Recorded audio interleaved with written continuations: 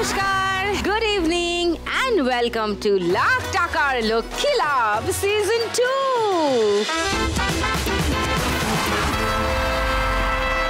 প্যাচপ্যাচে গরম, তার মধ্যে একটু সন্ধেটা হলে হাওয়া হাওয়া দিলে তখন একটু মুড হয় না আমার সঙ্গে দেখা করার। কারণ শুধু আমার সঙ্গে তো না, এক্ষুনি তো আসবে আরও 3 জন মা লক্ষ্মী যাদের গল্প শোনার জন্য আপনারাও অপেক্ষা করে বসে আছে। দেখে নি তাদের, প্লিজ ওয়েলকাম।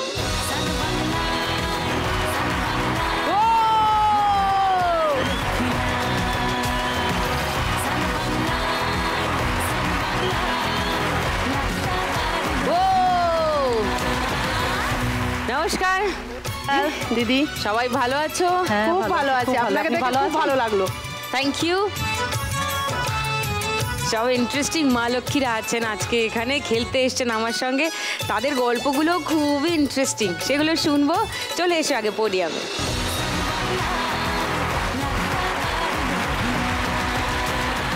দেবী, তোমার কথা শুনি আগে। নমস্কার।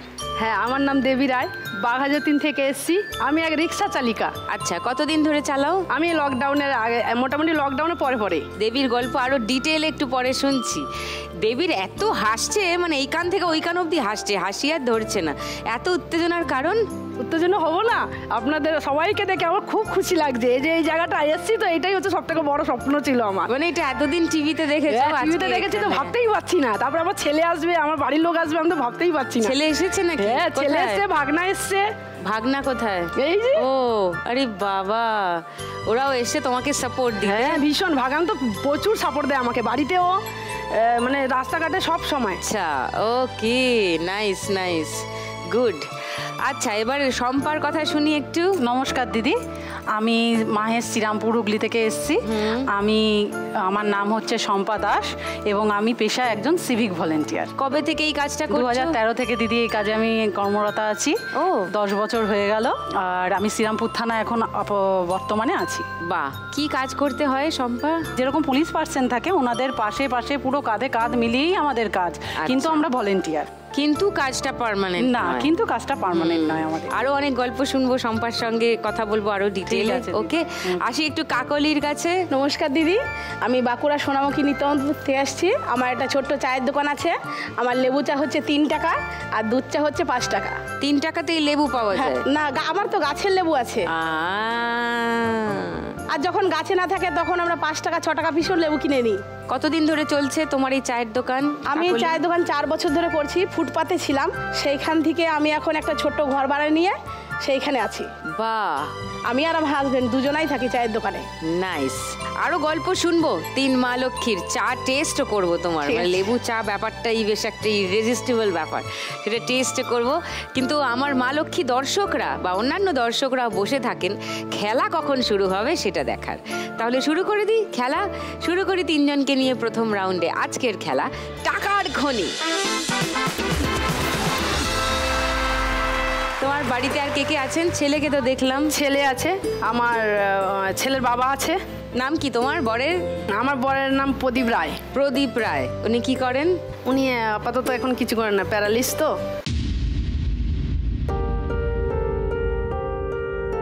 বহু বছর ধরে প্যারালিস। আমার যখন বিয়ে হয়েছিল আমি তখন জানতাম না ওনার ডান হাতটা প্যারালিস।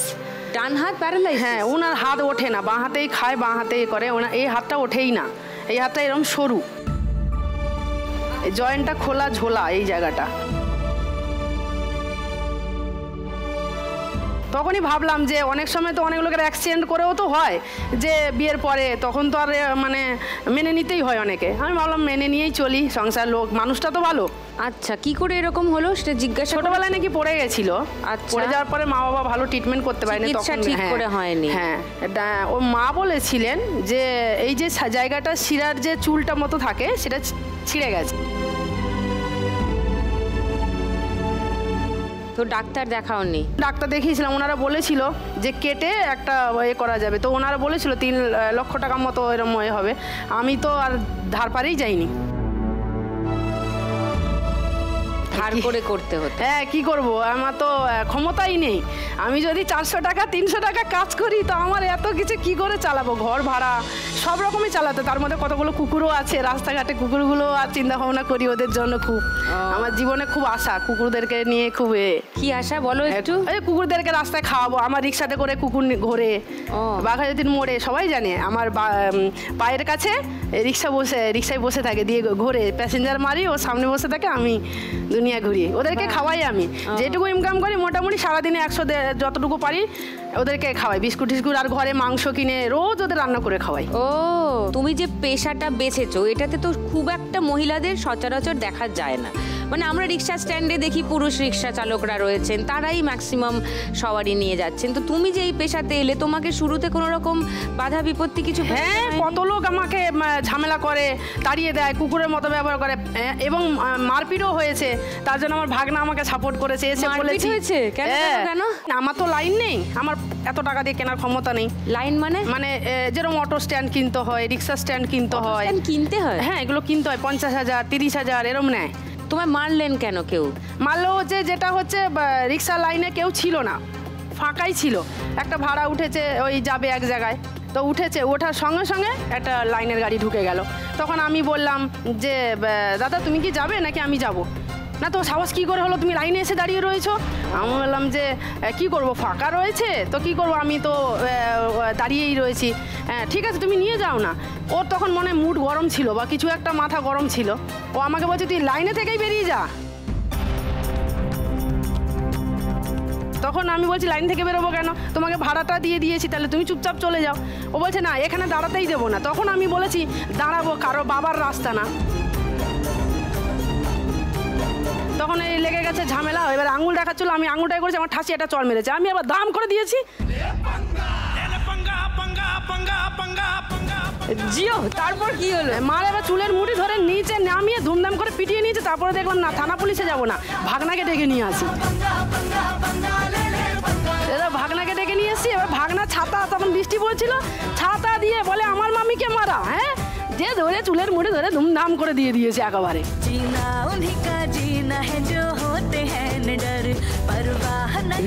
হ্যাঁ, সেদিন থেকে দিদি বলে, দেবীদি বলে তখন, হ্যাঁ দিদি আসো লাইনে, এটা ভাড়া নিয়ে যাও। এবার বলেছি কার বাবার ক্ষমতা আছে, আয় আমার সঙ্গে লড়বি। এবার আমি দাঁড়িয়ে আছি, আর একটা কুকুরেরও সাপোর্ট আছে, কুকুর তো তাড়াই ওদেরকে। ও কে, এটা গুড, এটা গুড। আমি একদম তোমার সঙ্গেই আছি, পুরোপুরি সাপোর্ট করলাম। যা করেছো ঠিক করেছো, বেশ করেছো, এইভাবেই এগিয়ে চলো। All the best. আর যদি 1 লাখ টাকা পাও দেবী, কি করবে? ওই যে আমি একটা গাড়ি, নরবরে গাড়ি কিনেছি। কিনেছো? হ্যাঁ, কিনেছি, ওই সুদে টাকা নিয়ে। কি করব? আচ্ছা। হ্যাঁ, ওইটা নিয়েছি। এখন ব্যাটারিও সার্ভিস দিচ্ছে না, 2বার করে চার্জ দিয়ে আমার গাড়িটা করতে হচ্ছে। আমি চাইছি আর কিছু গাড়ি কিনবো, আর একটা গ্যারেজ নেব। গাড়ি মানে 4 চাকার গাড়ি কিনেছো? মানে রিক্সাই কিনেছো? রিক্সা। এবার ভাবছি একটা মানে রিক্সা গ্যারেজ নেব। নিলে কি হবে, আরো 2-3টে রিক্সা কিনতে পারবো। তো ইনকামের একটা রাস্তা বের করবো। আমি মোটামুটি যদি 400 টাকা ইনকাম, রিক্সা থেকে যে কিনলে দুটো, ওখান থেকে আরো 200 টাকা 100 টাকা যদি ইনকামটা বাড়ে, আমার আরো একটু সংসারের দিকে ভালো হবে। আর প্রচুর দেনা আছে, প্রচুর দেনা আছে আমার হাজবেন্ডের করে, আমার প্রচুর দেনা আছে, সেগুলো একটু শোধ করা যাবে। তাহলে কিছু তো শোধ হবে। তাহলে তো 1 লাখ টাকা পাওয়া খুবই জরুরি। হ্যাঁ, তাহলে হোক, খেলাটা ভালো করে হোক। হ্যাঁ, চলে এসো, ওপরওয়ালা সাথ দিলে। চলে এসো।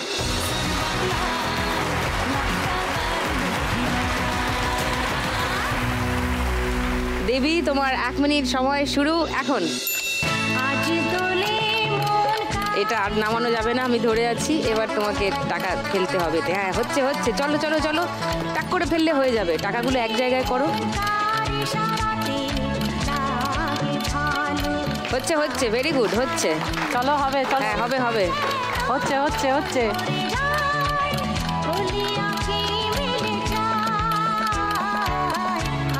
এই তো এই তো এই তো খনি উঠে গেছে পুরো। বলছে খনি উঠে গেছে, শম্পা বলছে অনেক টাকা উঠে গেছে। ভালো করে তোলো, আরো উঠবে আরো উঠবে। টাকাগুলো সামনে টেনে নাও, তোমার দিকে টেনে নাও, টাকাগুলো টেনে নাও, টেনে নিয়ে তোলো। চলো চলো।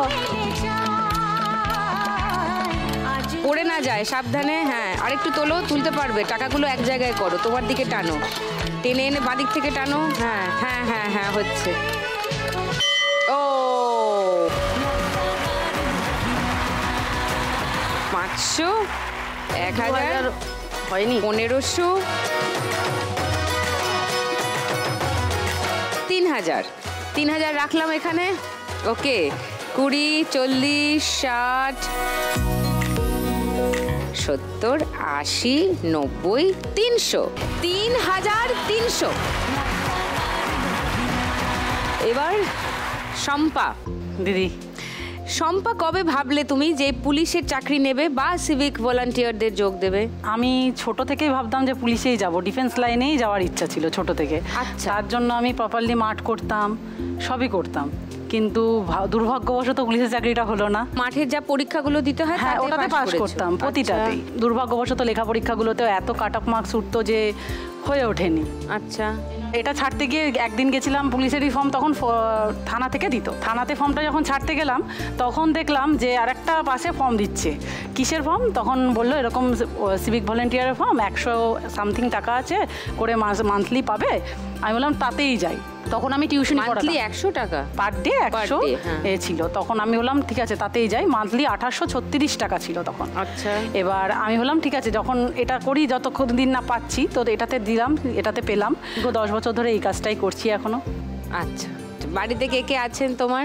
বাড়িতে আমার শ্বশুর আছেন, শাশুড়ি আছেন, আমার হাজবেন্ড, আমার 2টি সন্তান। ও হাজবেন্ড এসছে? হাজবেন্ড, শাশুড়ি, মেয়ে, আমার বোনের ছেলে, ওরা এসছে। ওরে বাবা, সবাই চলে এসছে তো, ফুল ফ্যামিলি, ভেরি গুড। এই যে অন্য রকমের একটা কাজ করো তুমি শম্পা, বাড়িতে বাচ্চা রয়েছে, শ্বশুর শাশুড়িরা রয়েছেন, কিন্তু এই কাজে তো একটা ঝুঁকিও আছে, তাই না? অবশ্যই আছে, একটা রিস্ক ফ্যাক্টর আছে। হ্যাঁ, তো এই তোমাকে কখনো কোনো ঝুঁকির সম্মুখীন হতে হয়েছে, কোনো বিপদে পড়তে হয়েছে কখনো?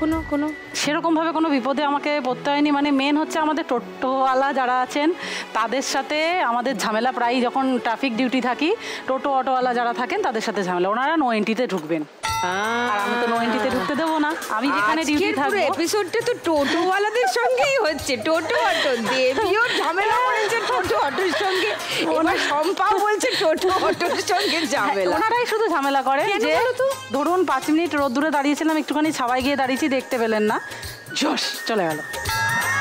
কি করবে, কিছু করার থাকে না। আমি তো রিক্সা চালাই, আমি জানি একমাত্র যে কিছু করার থাকে না, ভাড়া পায় না মানুষ, কি করে চালাবে, লোকের ভাড়া দিতে হবে, কি করবে, দেখেও দেখতে পায় না, জানো তো? সেটা তো বুঝতে পারছি, কিন্তু আমাকে তো আমার ডিউটিটা করতে হবে। এইখানেই একটা বিতর্ক সভা বসিয়ে দিলে কেমন হয়, পুলিশ ভার্সেস রিক্সা এবং টোটো ইউনিয়নের লোকজনদের। কিছু করার থাকে না, তাদের ইনকাম দরকার, জানো তো?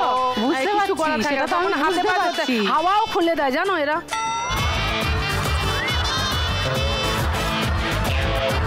এমনও করে চাবিটা নিয়েও চলে যায়। না, আমি কারোর হাওয়া খুলি না, কারোর চাবিটাও সেরকম ভাবে নিই না। আমি শুধু 2-3 বলার পর নিয়ে থানায় চলে যাই, যে গাড়িটা দিয়ে দিই, এবার তারপর তোমরা যা করো বুঝে না। তুমি ভালো পুলিশ। আমি হাওয়াটা খুলে দিই না, কারণ আমার নিজেরই কষ্ট লাগে। শম্পা, যদি আজকের খেলা থেকে 1 লাখ টাকা পাও, কি করবে? জাস্ট টালি দিয়ে ঘর করতে গিয়ে কিছু ধার দেনা হয়েছে, ঘর বানাতে। হ্যাঁ, সেটাতে কিছু ধার দেনা, সেটা আমি দেবো। এবং আমার মেয়ে যে এসছে, ও সুইমিং করে, এবার ডিস্ট্রিক্ট যাবে ফার্স্টবার, প্রথমবার। এবার ওর তো ইনস্ট্রুমেন্ট কিছু দরকার থাকে। এবার আমি যে কাজটা করি সেখানে আমি সেরকম পয়সা মানে অতটা পাই না, যেটুকুনি পাই আমাদের চলে যায়, কিন্তু ওর ইনস্ট্রুমেন্টগুলো একটু দামি দামি। হাজবেন্ড নিশ্চয়ই কিছু করে? আমার হাজবেন্ড মিলে কাজ করেন, কিন্তু দুজনেরটা দিয়েও হয় না। কিন্তু আমি আমার বাচ্চার জন্য আমাকে শ্রীরামপুর থানা থেকে, এটা না বললেই নয়, বড়বাবু এবং ইভেন যতজন স্যারেরা রয়েছেন ওনারা কিছু টাকা হেল্প করেছিলেন, যার দরুন আমি ওর কিছু ইনস্ট্রুমেন্টগুলো কিনতে পেরেছি। কস্টিউম এগুলো অনেক দাম হয়। এবার আমি চাই ওর ভবিষ্যৎ এবং ছেলেটার ভবিষ্যতের জন্য কিছু টাকা আমি খরচা করবো দুজনে। ওকে, তাহলে হোক, টাকাটা হলে শম্পারও সুবিধা হয়, যা বুঝতে পারছি। এবার শম্পা আসবে খনি থেকে টাকা তুলতে।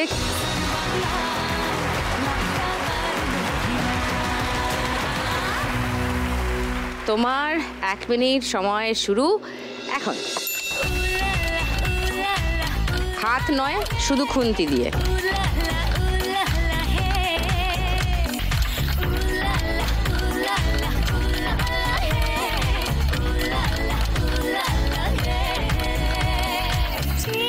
সোনার কোন বাইরে যেখানে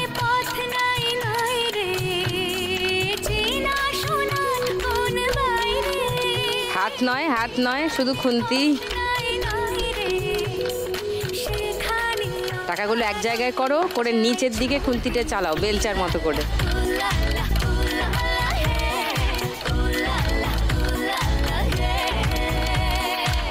আর একটু ভালো হতে পারে।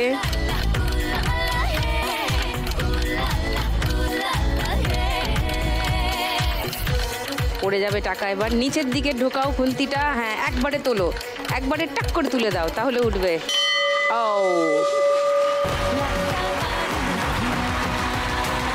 500, 1000,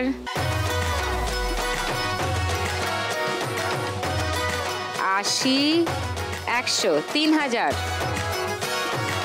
20, 30, 40, 3140।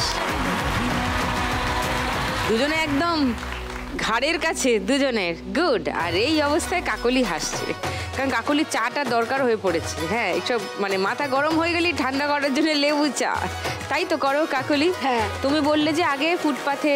হ্যাঁ, আগে 2 বছর আগে ফুটপাতে ছিলাম। আচ্ছা। সেইখান থেকে সরে অন্য এক জায়গায় বসেছি। 4 বছর ধরে চায়ের দোকান দিয়েছি, 2-3টে জায়গা পাল্টিয়েছি। কেন? একটা ফুটপাতে ঘর ভাড়া নিয়েছিলাম 600 টাকা দিয়ে। ঠিক আছে, 6 মাস 7 মাস চলছে। চলার পরে বলছে যে না, তোমার হচ্ছে 600 টাকায় হবে না, তোমার এখন 700 টাকা ভাড়া দিতে হবে। আর ঠিক আছে, 700 টাকাই দেবো, যেহেতু আমি রোডের সাথেই আছি, ফুটপাতে আমার ভালো বেচাকেনা হচ্ছে, ঠিক আছে দেবো 700 টাকা। সেটাও আমি দিলাম। 5-6 মাস পর বলছে না, তোমার হচ্ছে 1000 টাকা ভাড়া দিতে হবে। সেটাও আমি রাজি হয়ে গেছি। কিছুদিন পর বলছে কি, তোমাদের এখানে হবে না, তোমরা অন্য কোথাও চায়ের দোকান করো, আমরা এখানে ঘর করব। ঠিক আছে, তোমাদের এখানে ঘর করবে, তাহলে আমরা সরে যাই। তাহলে একজন বলছে কি, আমি একটা দোকান ভাড়া দেবো, তুই সেই দোকানে যাবি? আমি বলছি হ্যাঁ। ও বলছে দেখ, আমার তো নতুন জায়গা, তাহলে তুই আমাকে হচ্ছে 1000 টাকা ভাড়া দিবি আর 10 টাকা করে রোজ দিবি। বলে ঠিক আছে, তাহলে তো 10 টাকা দিতে হবে, তুই মাসে হচ্ছে 100 টাকা দিবি কারেন্টের বিলটা। সেটা ওইখানে গিয়েছিলাম ওইখানে মাঘ মাসে। ওইখানে যাওয়ার পরে ভালোই বেচাকেনা হচ্ছে, ওইখানেই আছি। কিন্তু আমার যে চায়ের দোকানটা আছে, মানে কখনো কখনো বাবার বয়সী লোকগুলো আমার পিছনে বসে চা খায়, তখন খুব খারাপ লাগে পিছনটা দিয়ে দাঁড়িয়ে থাকতে।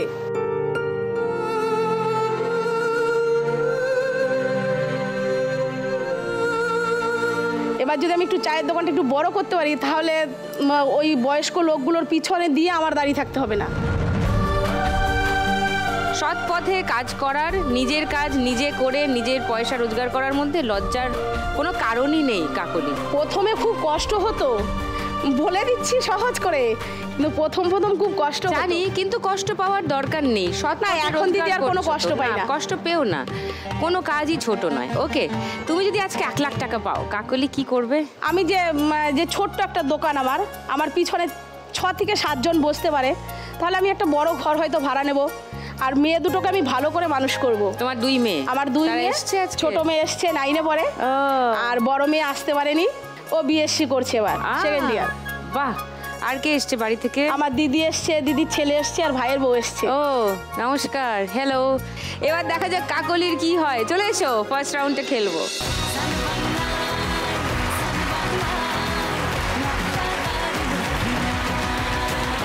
তোমার 1 মিনিট সময় শুরু। কাকলি, এখন। পড়ে গেল, আর একটু ভালো করে তুলতে হবে। হ্যাঁ, হচ্ছে, ভেরি গুড।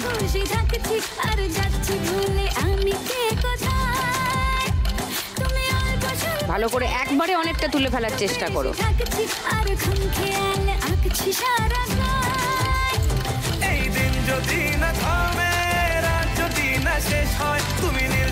একবারে তুলে নাও। হয়নি? যেন তোমারই নেশায়, হায় হায়, তুমি আশেপাশে থাকলে কত খুশি খুশি থাকছি, আর যাচ্ছি ভুলে আমি কে কোথায়। তুমি অল্প স্বল্প চাইলে আর একটু নিচের দিকে খুন্তিটা ঢোকাও, আর ঘাম খেয়ালি একবারে তোলো টাক করে। কতক্ষণ সময় দিলে টাকা পড়ে যাবে, একবারে এক ঝটকায় তুলে দিতে হবে। ও 500, 1000, 1200, 1400, 1600, 1800, 2000, 70, 80, 90, 1000, মানে 3000 পেরিয়ে গেছে। ইয়ে, আর 30 টাকা, 3030 টাকা। ফার্স্ট রাউন্ডে সবাই 3000 পেরিয়ে গেছে।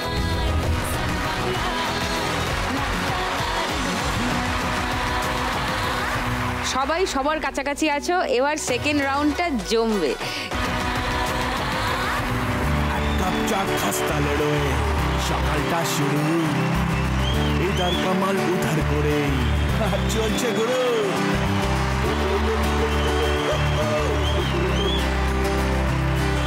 লাইফের চাকা প্যাডেল করে বছর 20 পার, মানছে না মন কোলবালিশে, পারছি না গুরু আর পারি না সামলে এ জ্বালা, সামলে